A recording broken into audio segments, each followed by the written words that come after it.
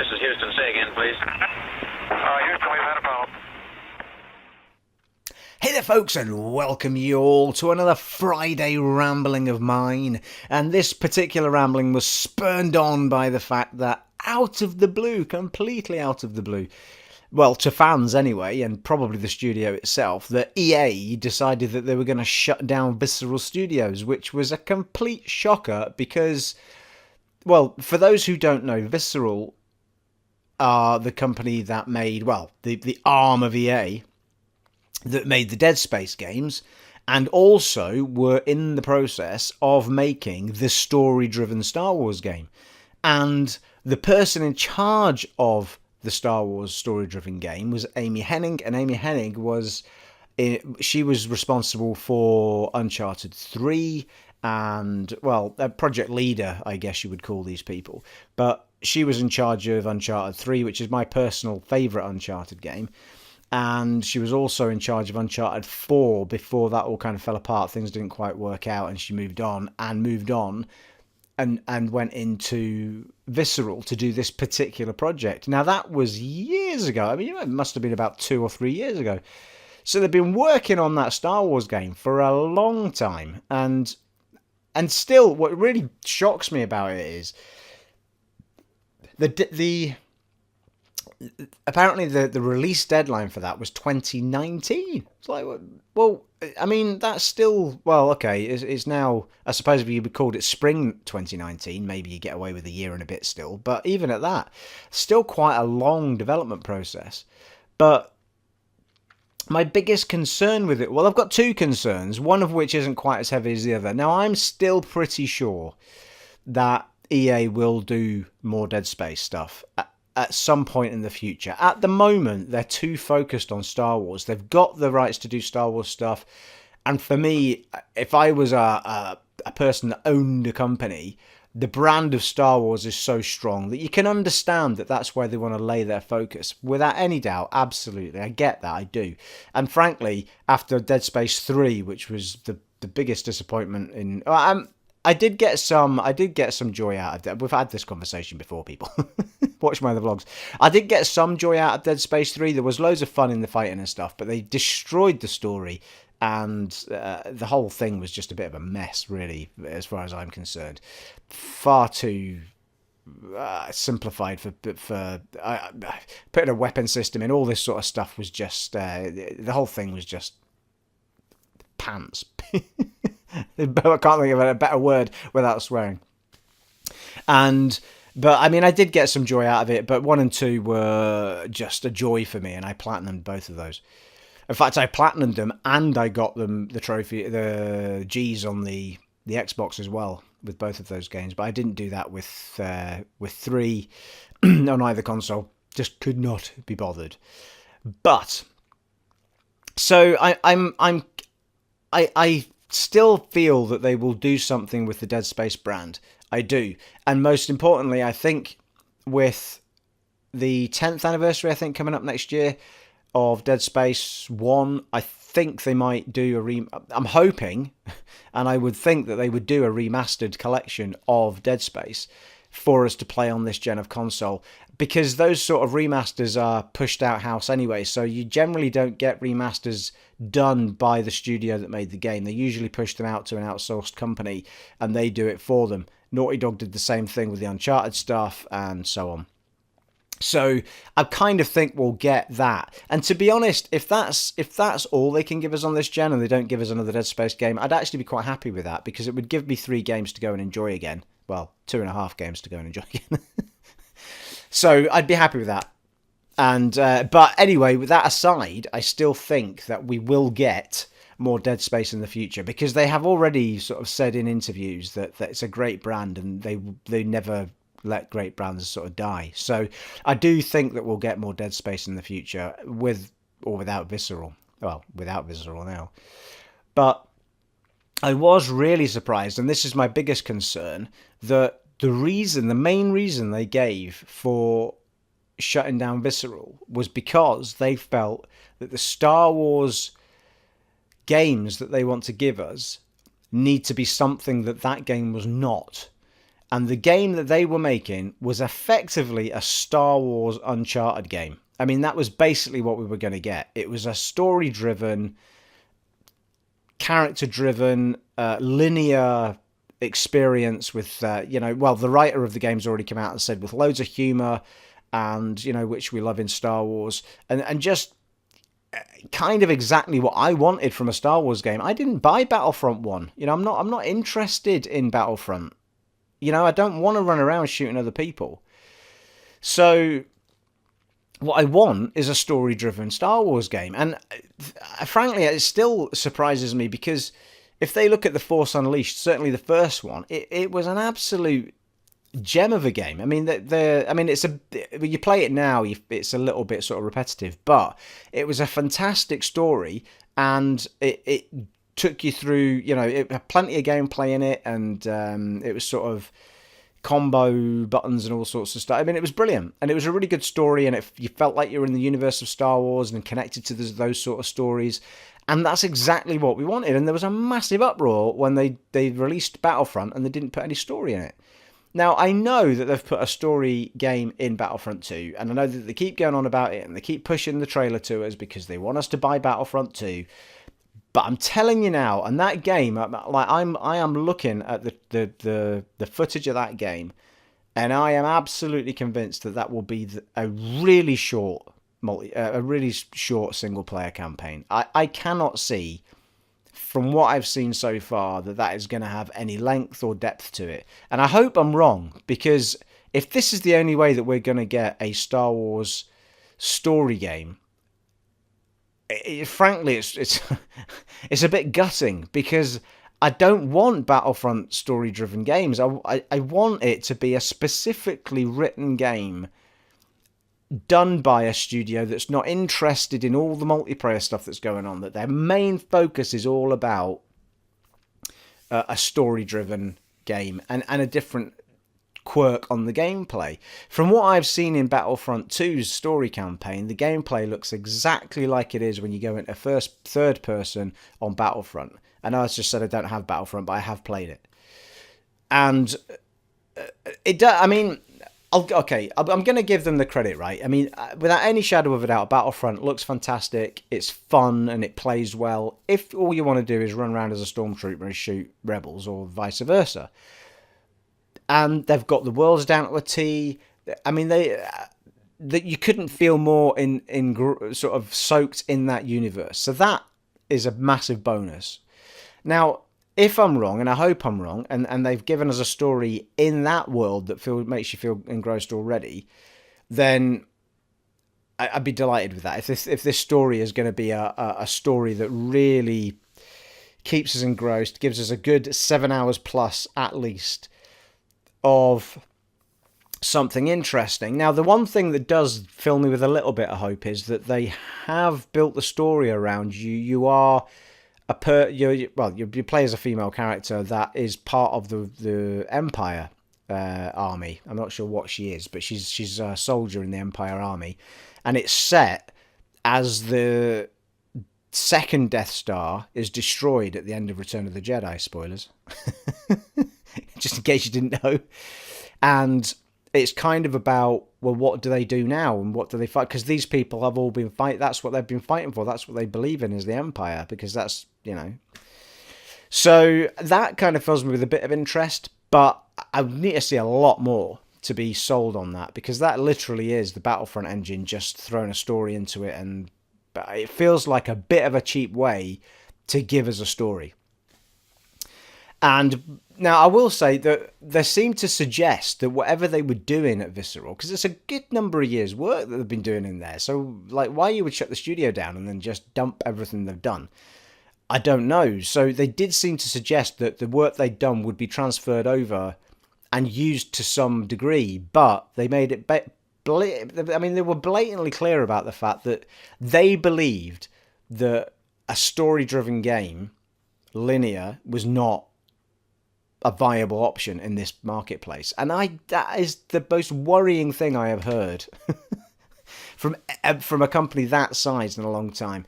Because frankly, for me, there's not been enough. I mean, there's barely any story-driven linear games on this gen of console. Every bugger and the mother wants to make whatever used to be linear a bloody great, well, half RPG games that you're just collecting resources for no reason other than to extend the journey of the game. And it's so infuriating. Like, we don't need it. And there are other ways to keep people engrossed in a linear game and give it replayability without doing all that stuff. I mean, Dead Space did it, and they did it in Dead Space 2. They give you because they at least gave you the trophies and the collectibles and the upgradable weapons to replay the game at least 3 times. And the first 2 were so good that you didn't mind playing them, 3 times. So that has completely just ruined my week, that apparently it is just not a viable option for studios to make linear story-based games, because there just isn't any.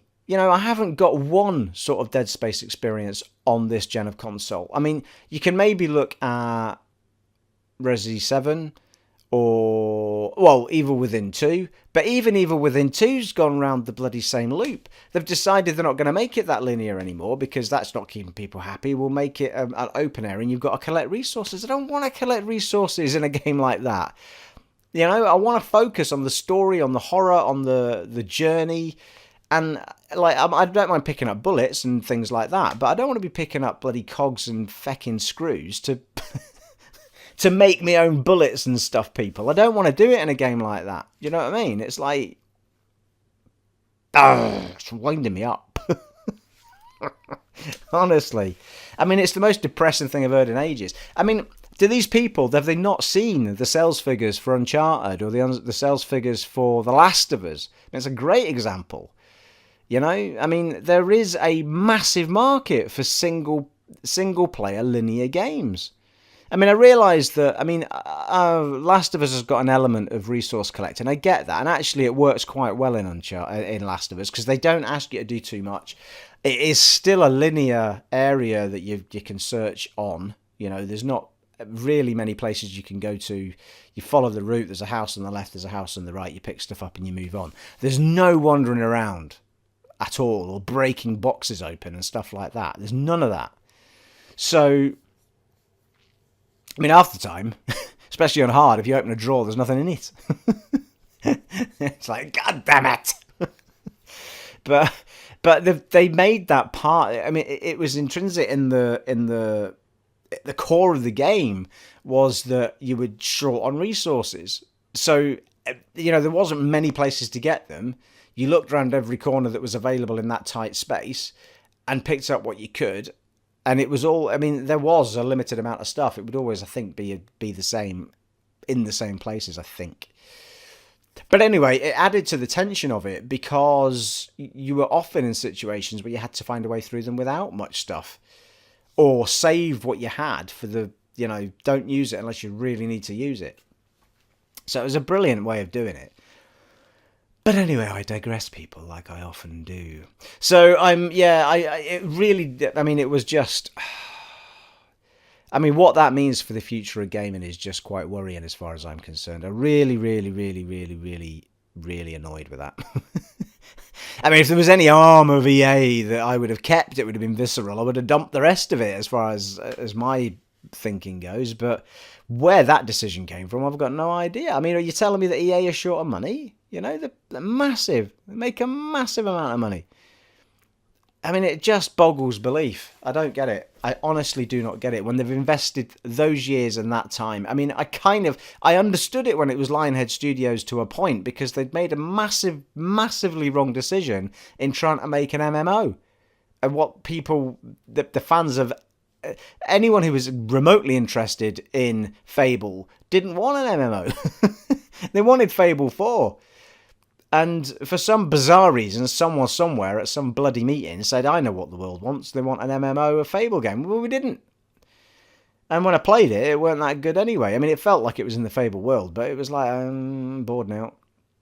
So, yeah, I kind of get it when something's sort of failing miserably, but everybody that knew about that game being made was excited about it because we haven't had a decent story game. Now, before all of this happened, before before Disney took over the franchise of that is Star Wars, there was a Star Wars game in the making called Star Wars 1313. And that game was set in the Star Wars universe, and I think you were a bounty hunter in it or something like that. And it was a story-driven game about this bounty hunter set on the gonna forget the name of the planet now. Basically, the planet that was an entire city. It was set on there. And they showed off. If I can find any of this footage, by the way, I will post it up with this behind me. But there was footage of you sort of in that city running around. It was cover and shoot type of scenario. So you weren't a Jedi or anything. You were, you had your blaster and that it looked amazing. It looked fantastic. But that got completely thrown away when Disney took over. They said, right, we're scrapping anything that Star Wars is getting scrapped, and we're going to do our own thing. And all we've had is Battlefront. And the one hope we had of getting a game like 1313 was the one that Visceral was doing, which we don't know the name of. So it's gutting, really. I'm really disappointed that happened, because I was so excited for that Star Wars game. Finally, to get a Star Wars game that would have been worth something and had some meat and bones to it and had some depth to it. But I'm really hoping I'm wrong about Battlefront 2 and that the single-player campaign is worth something. But I honest to God think that single-player campaign is a half-thought because they want to appease fans who haven't had a story game. And I tell you what, as well, that the fact they made that single-player campaign in Battlefront 2, you can almost see in some meeting ages ago, they decided they were going to dump Visceral. And they thought, well, we better stick a bloody story in this Battlefront game because there's going to be an uproar when we dump Visceral. So it kind of, a few light bulbs start coming on going, oh, well, hang on, has this been in the bloody mix for a while then? Is that why they stuck the story in Battlefront? Appease us for the next 5 years while they decide what they're going to do in the other studio with that game? Don't know. So, I feel for people like Amy Hennig, who came over from Naughty Dog, excited to make a game that was like Uncharted, but in that universe. We don't know still if she's going to get used in the other. They're moving whatever they can from Visceral into other studios. Whether she gets used to some extent, we've no idea. So it's a bit worrying, a bit concerning. But I mean, my main concern is really that story-driven linear games are going to have been, wiped out with generic open up bits of map, go find resources, break open boxes for no bloody reason. I mean, I honest to God, like, I wish the world of RPG and the world of linear games had never met half the time. I mean, to be fair, I enjoyed both Tomb Raider games. I really did. I love those games. But I could have done without the resource collecting in the second one. Every company feels like we've got to expand it so that they spend more time in this world. It's like, you don't know. You know what I mean? We don't need it. We don't need to be collecting twigs and fecking roots and stuff in a game that's trying to tell us a story like that. If you're going to do it in something like Tomb Raider, then make it more interesting when you go into a bloody tomb. You've gone from trying to figure out proper puzzles to picking up twigs. Like, don't do that, we don't need every game to be half RPG. We just don't need it. Sometimes we just want to play through a good story-driven, fun game with good action, good gunplay. I don't mind the leveling ups on the weapons and all this sort of stuff. Fine, absolutely fine.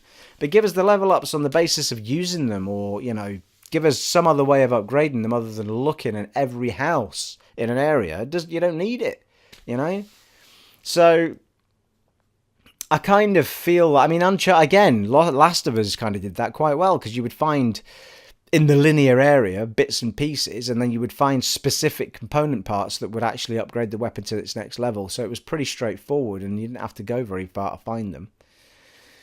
I don't know, people, eh? So I really don't know what the future of Star Wars is going to hold, and I hope they find some way of developing an original, in-depth. I actually hope that they find some way of making that game happen in some iteration in whatever studio that it's ended up in, because although they've shut Visceral down, I think they are trying to move some of the staff over. But by all accounts, they were saying that's not the sort of game we want to push out. So whatever they've made is going to get changed into something else. And you can bet your bottom dollar it's the same bloody thing with half RPG elements thrown in, which nobody wanted. I know people. I'm always right, you know. So there you are. That was my gripe for the week. Now, I would like to thank everybody for... Well, Dragon's Dogma, again, continues to bring lots of comments about how stupid I am, lots of comments about how much you're enjoying my playthrough, and lots of people wanting to share pawns, and all sorts of stuff. I tell you, actually, it's the one RPG that's actually, well, the one game, really, that's brought all this sort of discussion to my channel. And Pillars did as well, I guess, and back in the day a few others, but nothing to the extent of Dragon's Dogma, where so many people have got, you know, tips and hints and ideas and stuff like that. So it's been absolutely fantastic. So keep that coming in. I have used Alyssa's pawn and I've used Jason's pawn. I'm hoping that I'll get to use Sean's pawn and Sandra's pawn. So, you know, I'll try and put people's pawn into my party if I can.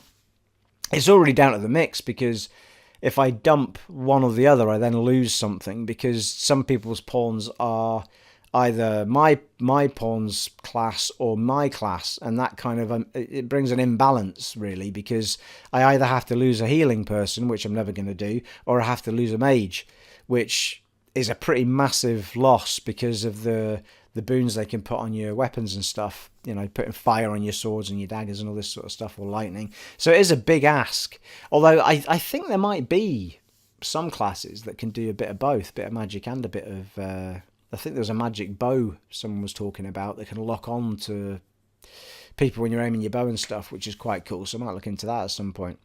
So that's been absolutely fantastic. So keep that coming. I've been rattling through Dragon's Dogma at a fair pace this week. I've been doing a lot of recording, as you've seen. So I've been posting up pretty much at least one a day, but I think the few days there I posted up 2 videos a day, Pillars, and then a Dragon's Dogma, and then 2 Dogmas in one day and another one today. So there's been loads going up. We're up to part 16, just went up, and that's all the recording I've done, so I need to do some more now. I haven't got any more to post up for you yet. So hopefully over the weekend I shall have some more. As always, people, it has been an honour and a privilege serving for you again. I'm going to, as always on a Friday, well, sometimes a Saturday, but one or the other, normally, not both. I'm going to enjoy another one of these, and I hope your weekends are good and awesome, and I will catch you all next time. Take it easy, folks. Bye.